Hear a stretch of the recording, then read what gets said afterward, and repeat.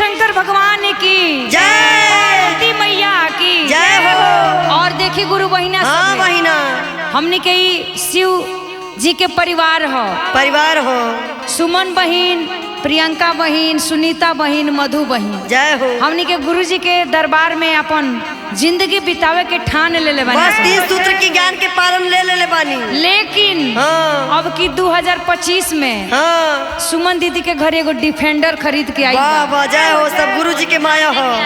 तो असुए आइल हो, काले के आइल हो। तो हम सोचनी हो कि अब की हमनी के देवघर इहे के गाड़ी से चल जाए। डिफेंडर से पैसा रुपया लागी ना लागी। आ ड्राइवर में अरविंद जी बानी। हाँ। आ खाना पीना हमनी के ध्यान रखे खातिर रंजन जी जाते बानी। हाँ। आ उहाँ के संगे उहाँ के जाते बानी। का नाम हुआ उहाँ के? अमित जी। अमितो जी जाए आ सब के चलल जाए। लेकिन अब की बार चले के बाद डिफेंडर से चले। स्प्लेंडर तो पंचर हो जाती है। लेकिन अब की बार, अगली बार गई रहनी पिछली बार। अब पंचर हो गई। सोमवार के जल ढारे के तो मंगर के जल ढार ना चिंता मत कर। अब की बार यहीं से चालू हो जा के वहीं जा रुक। हाँ, तो अब की बार कैसे चले के हो कि अरे डिफेंडर से हो, डिफेंडर से चले। हाँ, डिफेंडर वाली गाड़ी से कि हम देवघर जाइब डिफेंडर से। हम देवघर जाइब डिफेंडर से। हम देवघर जाइब डिफेंडर से। डिफेंडर से हो, डिफेंडर से। डिफेंडर से हो, डिफेंडर से। डिफेंडर से हो, डिफेंडर से। डिफेंडर से हो, डिफेंडर से। सखी देवघर चलो डिफेंडर से। सखी देवघर चलो डिफेंडर से। सखी देवघर जाइब डिफेंडर से।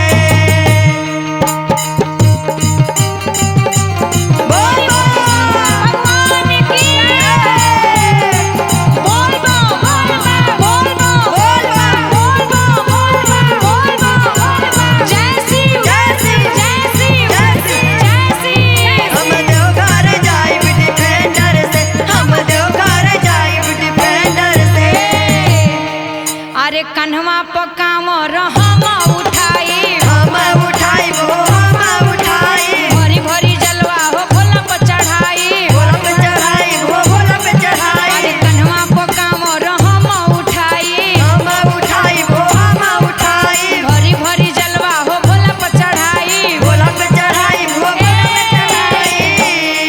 कि अरे नाही जाइबो स्प्लेंडर से। मत जाई ना, पंचर हो जाई। पंचर हो गई। आ कहे के बा कैसे कि अरे नाही जाइबो स्प्लेंडर से।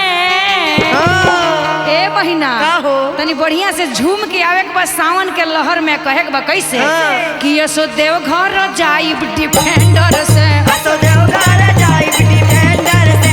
असो देवघर जाइब डिफेंडर से। ए हा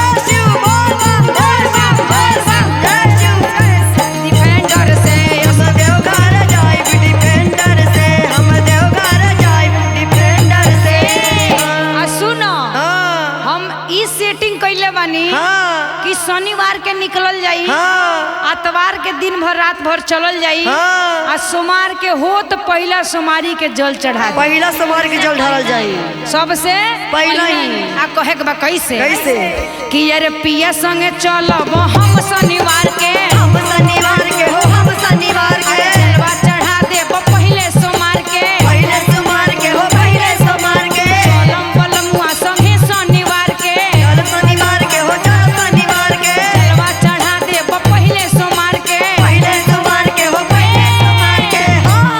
2025 वाला कैलेंडर खरीदनी। जौन में बड़का बड़का अक्षर में लिखल होखे। आ रंजन भैया ओही में से तारीख निकल आ कहे के बा कैसे कि हम तारीख निकलनी कैलेंडर से। सबके अपने अपने घर में रखली कैलेंडर। आ कहे के बा कैसे कि हम तारीख निकलनी अरे कैलेंडर से। जय हो। आ रवि सर के नए नए गावना भइल हो। ओहो वीरेंद्र सर के नया बियाह भइल हो। तब सब के उसे निहोरा बा कि अपना अपना कन्या के अब की देवघर घुमावा लो, घुमावा लो, तनी खर्चा लगावा लो, डिफेंडर में चढ़ावा लो। आ कहे के बा कैसे कि सखी देवघर जाई डिफेंडर से, सखी देवघर जाई